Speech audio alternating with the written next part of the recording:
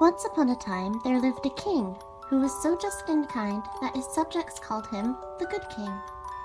It happened one day, when he was out hunting, that a little white rabbit, which his dogs were chasing, sprang into his arms for shelter. The king stroked it gently and said to it, "Well, Bunny, as you have come to me for protection, I will see that nobody hurts you." That night, when he was alone in his room, a beautiful lady suddenly appeared before him.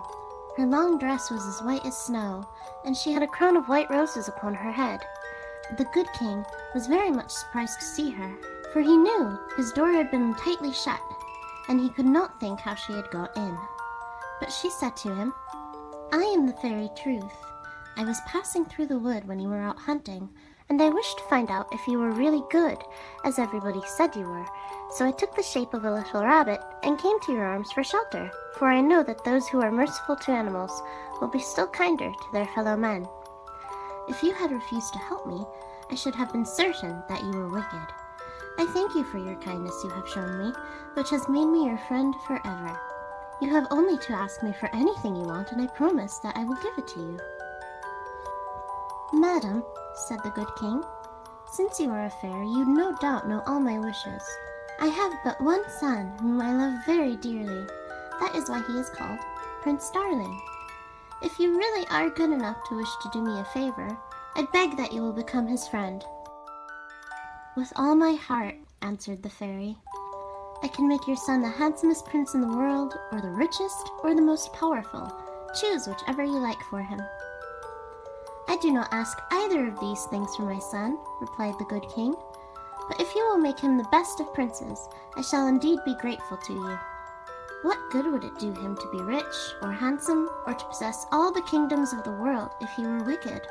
You know well he would still be unhappy. Only a good man can really be contented." "You are quite right," answered the fairy, "but it is not in my power to make Prince Darling a good man unless he will help me. He must himself try hard to become good. I can only promise to give him good advice, to scold him for his faults, and to punish him if he will not correct and punish himself." The good king was quite satisfied with this promise, and very soon afterwards he died. Prince Darling was very sorry, for he loved his father with all his heart, and he would willingly have given all his kingdoms and all his treasures of gold and silver if they could have kept the good king with him.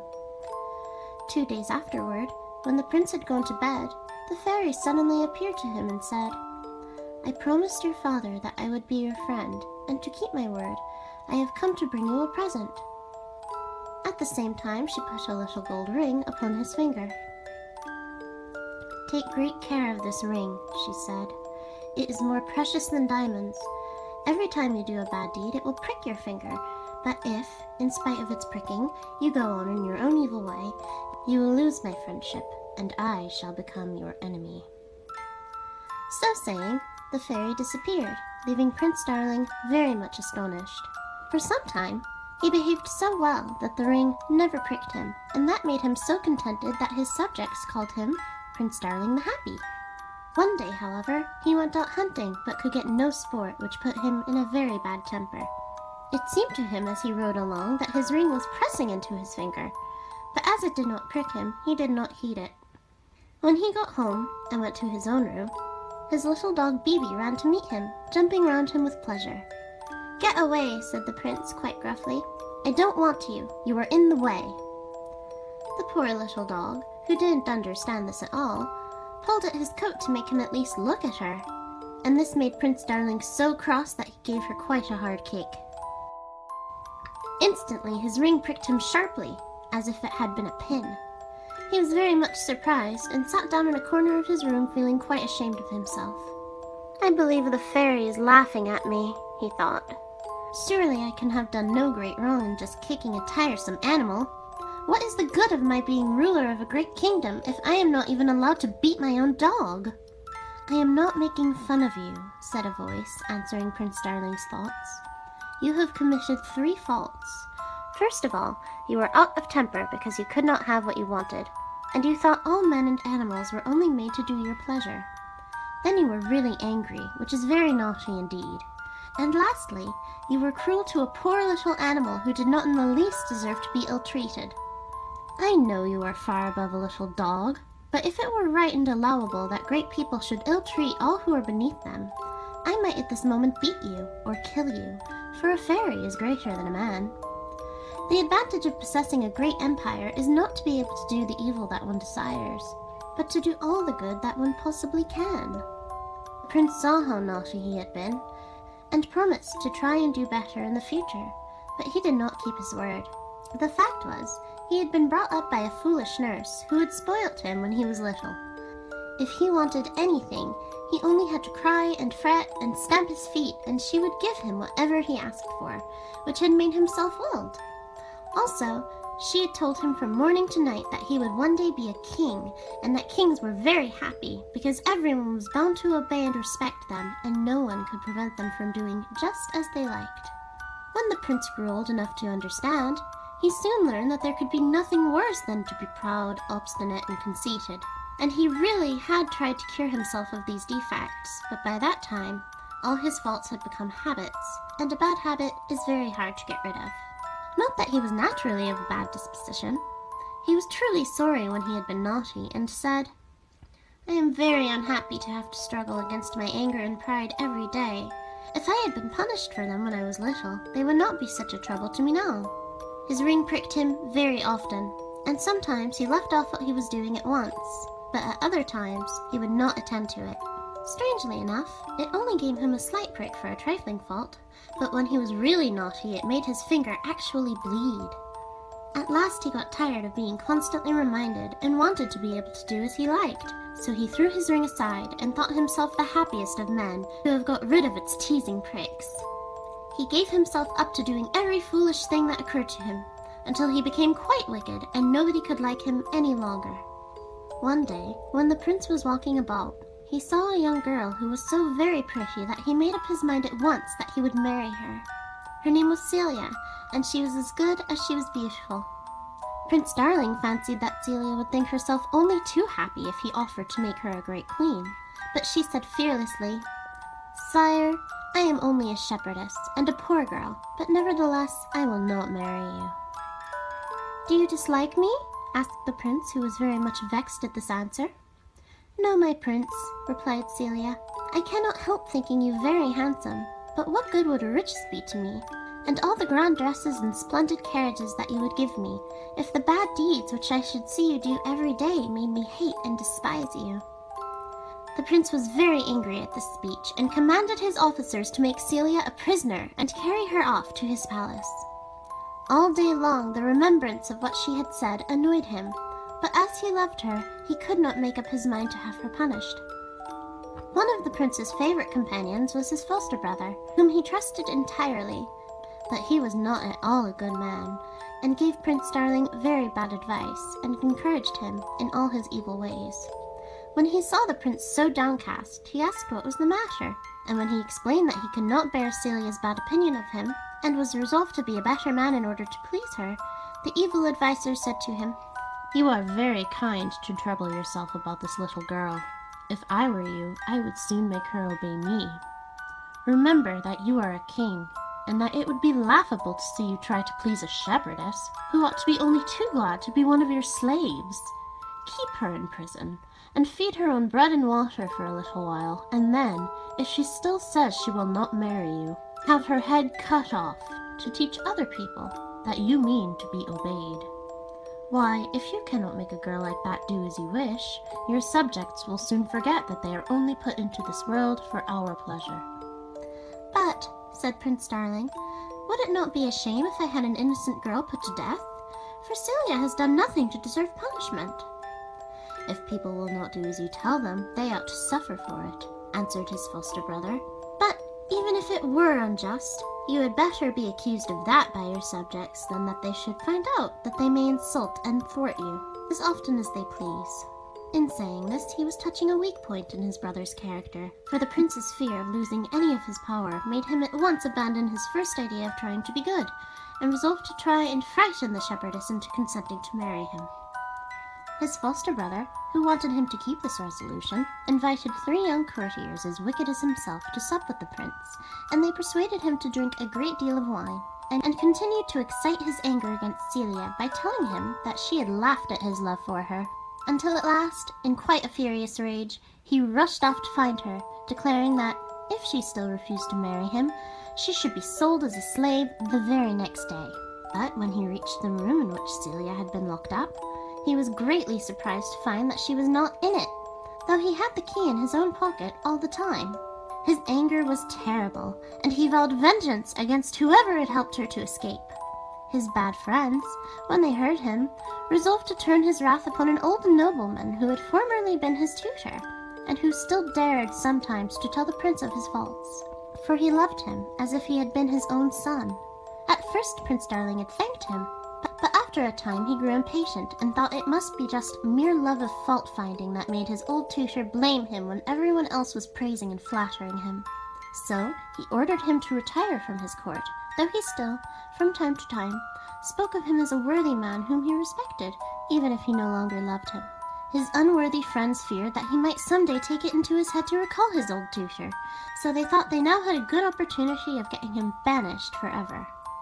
They reported to the prince that Suleiman, for that was the tutor's name, had boasted of having helped Celia to escape, and they bribed 3 men to say that Suleiman himself had told them about it.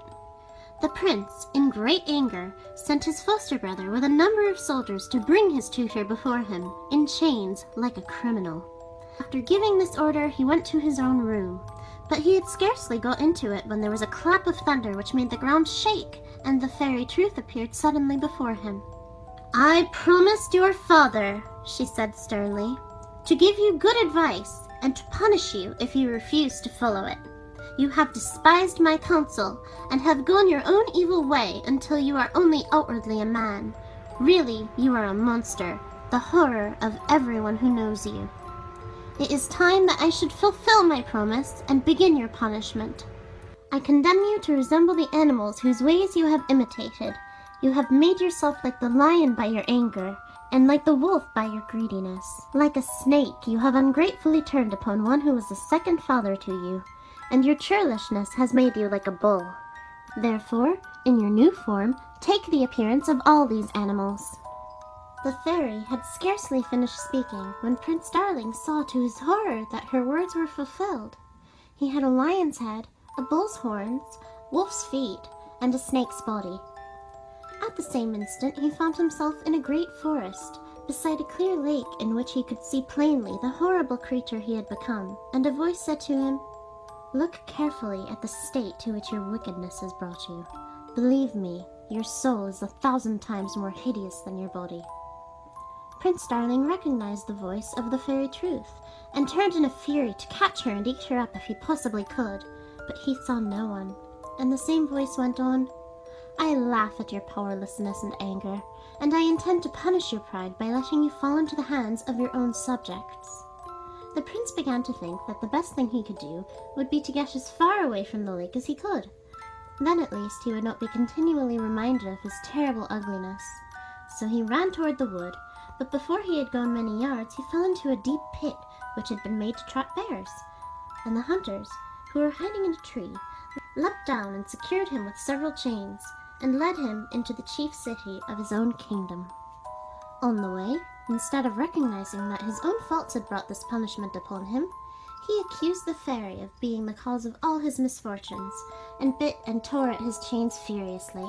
As they approached the town, he saw that some great rejoicing was being held, and when the hunters asked what had happened, they were told that the prince, whose only pleasure it was to torment his people, had been found in his room, killed by a thunderbolt, for that was what was supposed to have become of him.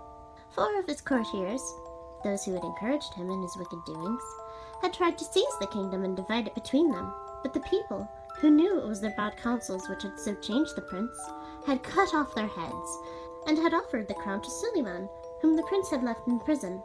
The noble lord had just been crowned, and the deliverance of the kingdom was the cause of the rejoicing.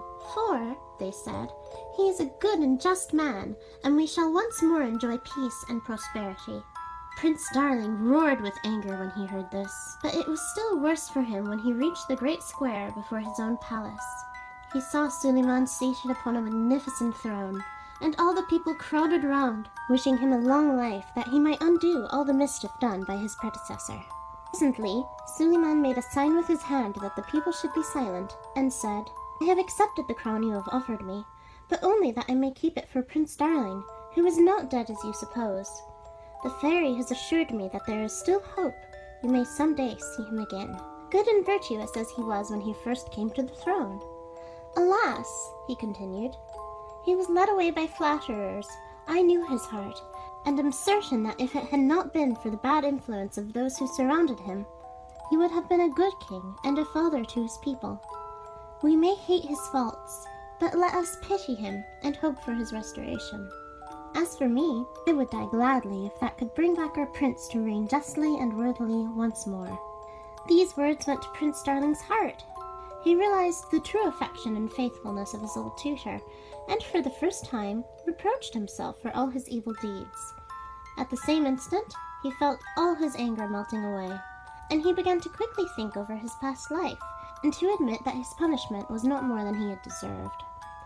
He left off tearing at the iron bars of the cage in which he was shut up, and became as gentle as a lamb. The hunters who had caught him took him to a great menagerie, where he was chained up among all the other wild beasts, and he determined to show his sorrow for his past bad behavior by being gentle and obedient to the man who had to take care of him. Unfortunately, this man was very rough and unkind, and though the poor monster was quite quiet, he often beat him without rhyme or reason when he happened to be in a bad temper. One day, when this keeper was asleep, a tiger broke its chain and flew at him to eat him up. Prince Darling, who saw what was going on, at first felt quite pleased to think that he should be delivered from his persecutor, but soon thought better of it and wished that he were free. "I would return good for evil," he said to himself, "and save the unhappy man's life." He had hardly wished this when his iron cage flew open, and he rushed to the side of the keeper, who was awake and defending himself against the tiger. When he saw the monster had got out, he gave himself up for lost, but his fear was soon changed into joy, for the kind monster threw himself upon the tiger and very soon killed it, and then came and crouched at the feet of the man it had saved. Overcome with gratitude, the keeper stooped to caress the strange creature which had done him such a great service, but suddenly a voice said in his ear, "A good action should never go unrewarded." And at the same instant the monster disappeared, and he saw at his feet only a pretty little dog. Prince Darling, delighted by this change, frisked about the keeper, showing his joy in every way he could, and the man, taking him up in his arms, carried him to the king, to whom he told the whole story. The queen said she would like to have this wonderful little dog, and the prince would have been very happy in his new home if he could have forgotten that he was a man and a king. The queen petted and took care of him, but she was so afraid that he would get too fat that she consulted the court physician, who said that he was to be fed only upon bread, and was not to have even much of that. So poor Prince Darling was terribly hungry all day long, but he was very patient about it. One day, when they gave him his little loaf for breakfast, he thought he would like to eat it out in the garden, so he took it up into his mouth and trotted away toward a brook that he knew of a long way from the palace. But he was surprised to find that the brook was gone, and where it had been stood a great house that seemed to be built of gold and precious stones. Numbers of people splendidly dressed were going into it, and sounds of music and dancing and feasting could be heard from the windows. But what seemed very strange was that those people who came out of the house were pale and thin, and their clothes were torn and hanging in rags about them. Some fell down dead as they came out before they had time to get away. Others crawled farther with great difficulty, while others lay on the ground, fainting with hunger, and begged a morsel of bread from those who were going into the house, but they would not so much as look at the poor creatures. Prince Darling went up to a young girl who was trying to eat a few blades of grass. She was so hungry. Touched with compassion, he said to himself, "I am very hungry, but I shall not die of starvation before I get my dinner. If I give my breakfast to this poor creature, perhaps I may save her life." So he laid his piece of bread in the girl's hand, and saw her eat it up eagerly. She soon seemed to be quite well again, and the prince, delighted to have been able to help her, was thinking of going home to the palace when he heard a great outcry, and turning around saw Celia, who was being carried against her will into the great house. For the first time the prince regretted that he was no longer the monster. Then he would have been able to rescue Celia. Now he could only bark feebly at the people who were carrying her off, and try to follow them, but they chased and kicked him away. He determined not to quit the place till he knew what had become of Celia, and blamed himself for what had befallen her. "Alas," he said to himself, "I am furious with the people who are carrying Celia off. Isn't this exactly what I did myself? And if I had not been prevented, did I not intend to be still more cruel to her?" Here he was interrupted by a noise above his head. Someone was opening a window, and he saw with delight that it was Celia herself, who came forward and threw out a plate of most delicious-looking food. Then the window was shut again, and Prince Darling, who had not had anything to eat all day, thought he might as well take the opportunity of getting something. He ran forward to begin, but the young girl to whom he had given his bread gave a cry of terror and took him up into her arms, saying, "Don't touch it, my poor little dog. That house is the palace of pleasure, and everything that comes out of it is poisoned." At the same moment a voice said, "You see, a good action always brings its reward." And the prince found himself changed into a beautiful white dove. He remembered that white was the favorite color of the fairy Truth, and began to hope that he might at last win back her favor. But just now his first care was for Celia, and rising into the air he flew round and round the house until he saw an open window, but he searched through every room in vain. No trace of Celia was to be seen, and the prince, in despair, determined to search through the world till he found her. He flew on at dawn for several days, till he came to a great desert, where he saw a cavern and, to his delight, there sat Celia, sharing the simple breakfast of an old hermit. Overjoyed to have found her, Prince Darling perched upon her shoulder, trying to express by his caresses how glad he was to see her again, and Celia, surprised and delighted by the tameness of this pretty white dove, stroked it softly and said, though she never thought of its understanding her, "I accept the gift that you have made me of yourself, and I will love you always." "Take care what you are saying, Celia," said the old hermit. "Are you prepared to keep that promise?" "Indeed, I hope so, my sweet shepherdess," cried the prince, who was at that moment restored to his natural shape. "You promised to love me always. Tell me that you really mean what you said, or I shall have to ask the fairy to give me back the form of the dove which pleased you so much." "You need not be afraid that she will change her mind," said the fairy, throwing off the hermit's robes in which she had been disguised and appearing before them. "Celia has loved you ever since she first saw you, only she would not tell you while you were so obstinate and naughty.